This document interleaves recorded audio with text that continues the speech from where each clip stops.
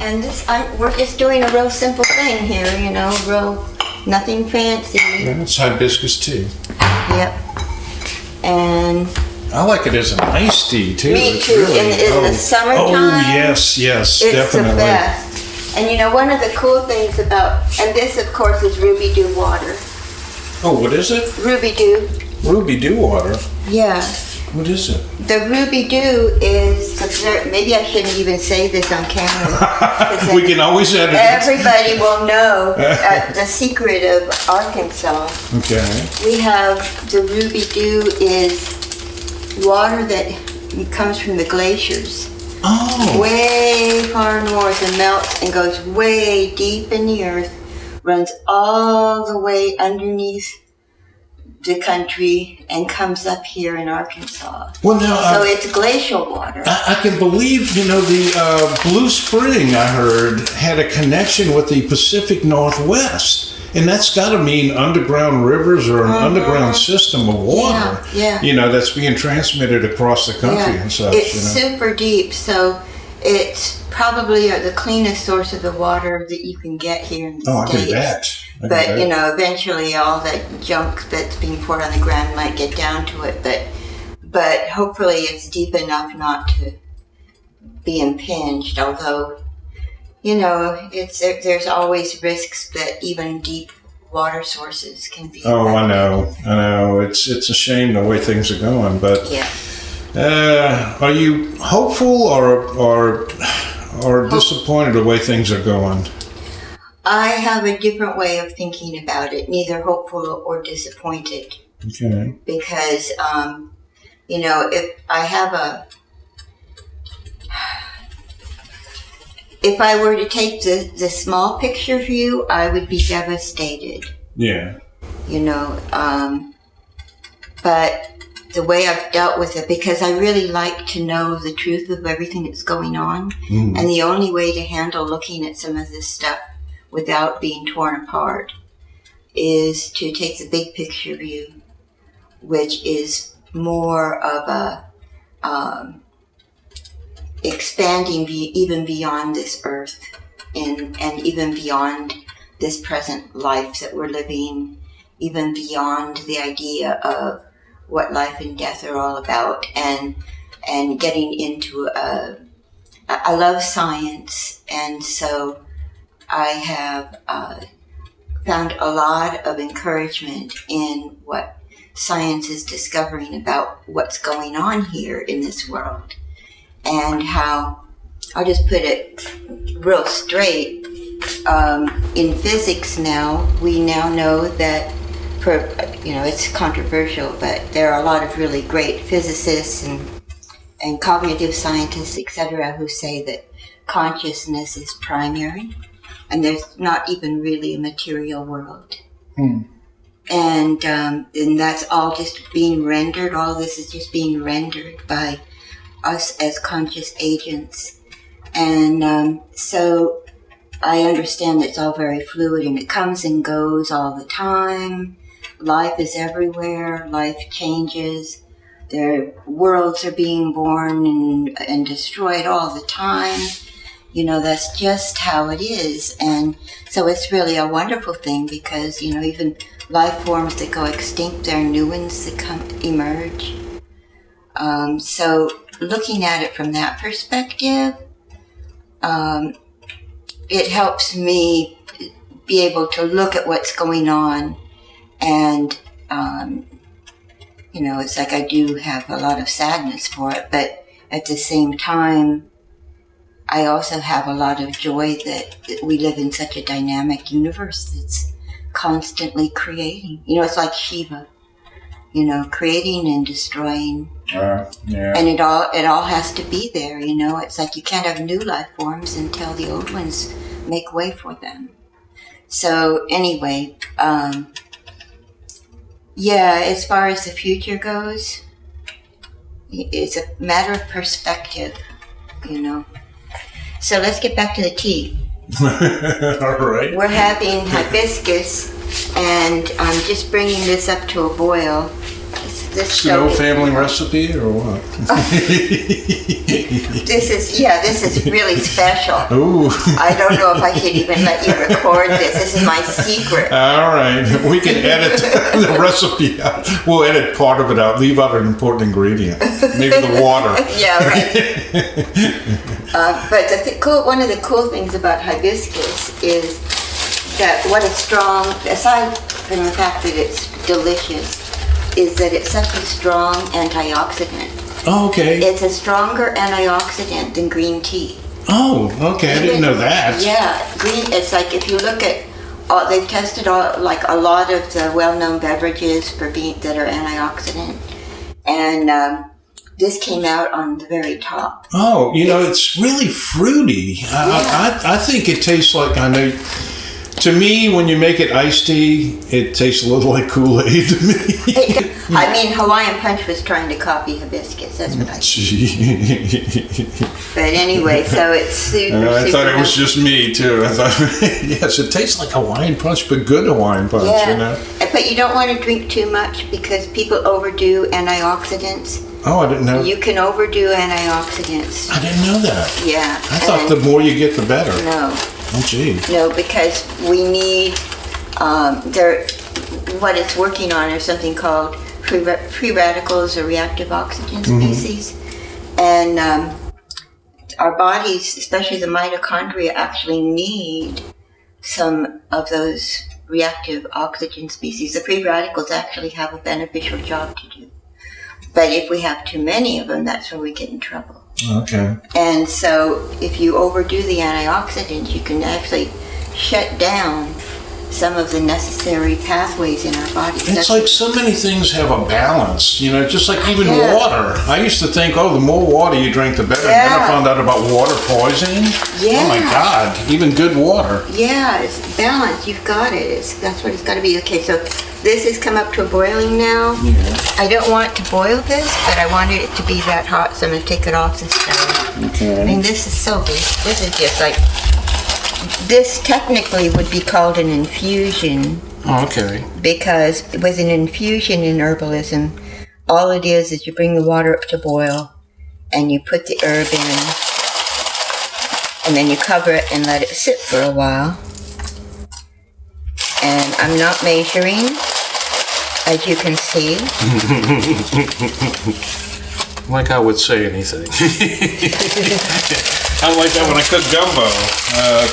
Cajun food is my big thing. Oh, I love gumbo. Oh my God. Are you a vegetarian? I am, but I can do vegetable gumbo. You know that you can do just about anything. Oh, I know. I dated a vegan for a while, and I learned how to make gumbo with tofu and sun-dried tomatoes and such, and I can make a pretty good Creole gumbo with a vegan.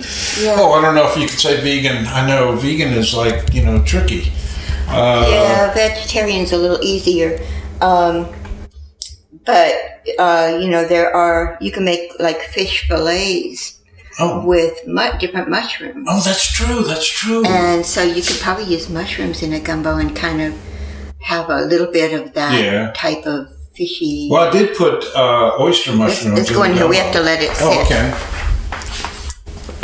I put oyster mushrooms in the gumbo that I made, the vegetarian gumbo. Yeah, there you go. All right.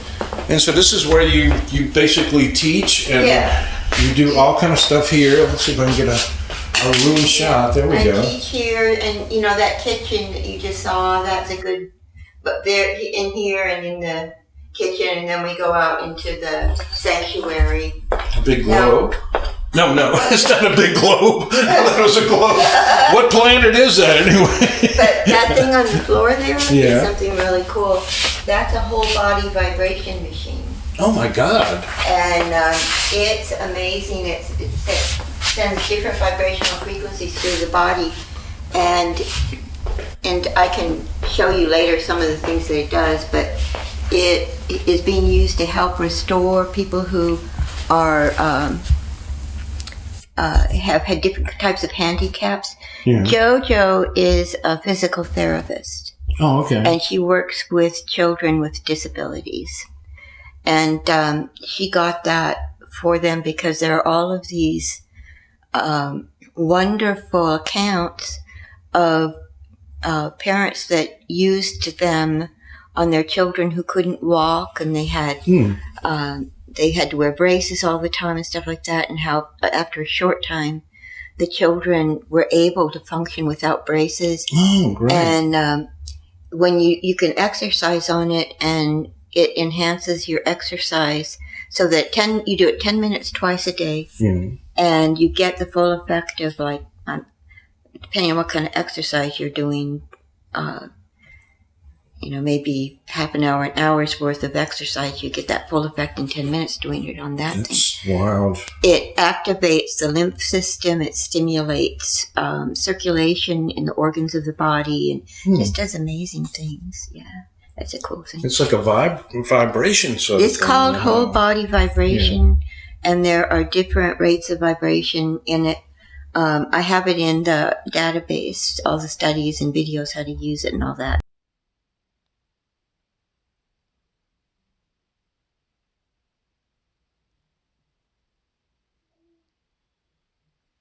But the biggest thing I'd like to know, though, is how do you train bears?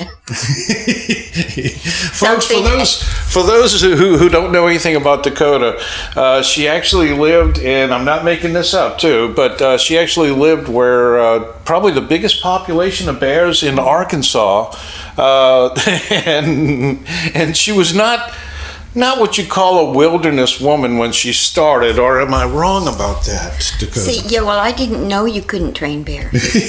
Nobody told me that you're not supposed to train bears. So I just figured I have to train them not to come in the yard or in the garden if I don't want them in there, right?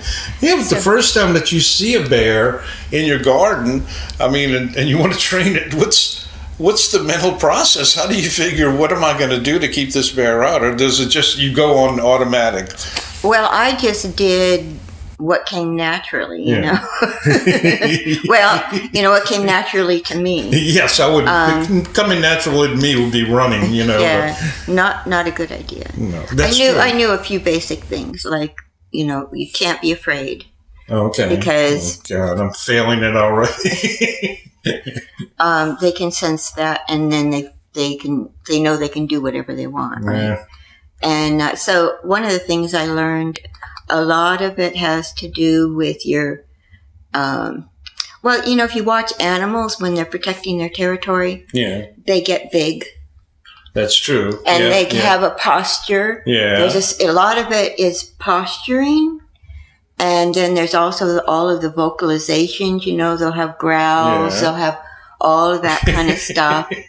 And so I knew I had to do big posturing, and I had to make a vocalization that communicated something. And I was pretty good at that time of imitating a cougar. Oh, wow. Because, yes, you didn't just have bears around. Yeah, I had cougar too, but... And I knew bears probably didn't like the cougar sound. Uh-huh.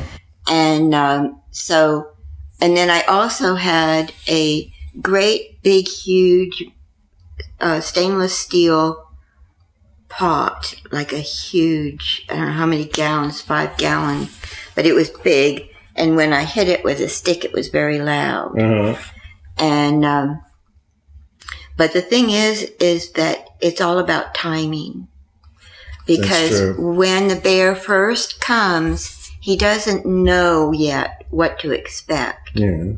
And so he's looking around to see if there's any sign of trouble. Yeah. And so before he starts discovering all the goodies that are there, before he starts thinking, hey, I like this place, you have to run out from wherever you were and run straight towards him and get big and do your, like, screaming cougar band kind of thing. And hopefully you're able to grab that metal drum and you just go right up to him and you just give him hell. Just give him hell. And they stop and they just turn around and run as fast as they can. And so... Are they basically big chickens? Most of us. Yeah, that's one of the things I learned. Animals don't want trouble. Oh, that's true. They really don't, because if they get injured, it's dangerous for them. That's true. Yeah. And they do everything they can to avoid that. Yeah. So, but the other thing, you can't take it too far. Yeah. Like, as soon as that bear turns and runs, you stop. Yeah. Because if the bear thinks you're trying to hurt him, he might get angry. That's why it can be a little dangerous with things like bear spray and things like that, that if you make the bear angry and he thinks, this thing is trying to injure me, I better protect myself. So there's a fine line there where you want to communicate, this is my territory, get out of here. And as soon as he gets out of there, then you just go, fine, okay, that's fine. But the problem is that they're really clever. Like, they'll go run into the woods, and they'll wait for you to go away, and then they'll come back. So you have to immediately run at them again. And then they go into the woods. And you have to do that over and over. And sometimes it's in the middle of the night. Now, I had a cougar living right around there. When I first went out to the wilderness where I was going to live, there were cougar tracks. And maybe I'll tell this part. I'll tell two parts. I was, at the time, before I moved to the wilderness, I was on a primitive skills forum and wilderness skills type thing. And after I had come out and I'd seen the cougar tracks, and I went back and I thought, okay, here are the pros. They can give me some advice on how to deal with this. So I said, look, where I'm going to live, right where I'm going to live, there's a cougar hanging out. Do you have any advice? And I got all these different pieces of advice. One of them was, in Africa, what they do is they wear a human mask on the back of their head, because the cats like to go for the back of your neck. And they get confused when they see a human face here and a human face here. Well, what they have to think about it in a minute. Another thing they do is... It would confuse me too. Yeah. And then another thing they do is they have like a spear. So it's like if your walking stick has a sharp spear point on it, then if a cat lunges at you, you dig the stick into the ground with the point out. Oh, okay. And it needs to be a strong stick so you can protect yourself that way. Oh, jeez. I know, it's awful. And I know. And then another one suggested that maybe a bullwhip would be a good idea. A what? A bullwhip. Oh, okay. A bullwhip. And somebody else said that mentioned wearing bells or something like that to like warn say something's coming. Well, I've heard about them doing that with bears, to warn bears to knock the tea over. Right, and yes, folks. So they suggest be careful, don't make a mess here. These were just different suggestions and stuff. So I took all of it in and I wrote back and I said, okay, so what you're telling me is that when I'm hiking around and I'm outside in the woods, what I need to do is have a human mask on the back of my head, a spear with a point on it in one hand, and a bullwhip in the other hand, and bells. Oh, another suggestion was, they had those dog collar type things that have the spikes coming out, to wear one of those around your neck. You know what I'm talking about, right? I think it's like a popular fashion statement in LA for a while to wear those things and have one of those on. And then I thought, okay, I'm going to complete the outfit with a pair of sequin tights and a ballerina tutu to make myself look much bigger, right? Yes. Maybe that's how the tutu originated. You never know. And I sent that back to them. I said, look, next time you're out in the woods, let us know. We want to come see you. Yeah, really. And so I was thinking, oh, that would make a great video. I want to make a video of that, of how to protect yourself from cougars in the woods. Oh, gee. If you claim a territory, you have to be serious. And so I was out in the garden working one day when the cougar killed a deer right next to the garden. And you can't allow them to be hunting right where you're living. Oh, okay. Right? You cannot. So as soon as I heard that, I dropped my garden tools and I ran straight for the cougar, doing my screaming banshee thing that I learned to do with the bears, and just charged that cougar. And again, it's a thing of surprise. Yeah. They don't know. And then I had my 2 dogs right behind me, and we just ran right after that cougar. And the cougar ran away, left the deer, didn't do anything, and that was the end of that. So that was the closest I got to having to directly deal with the cougar.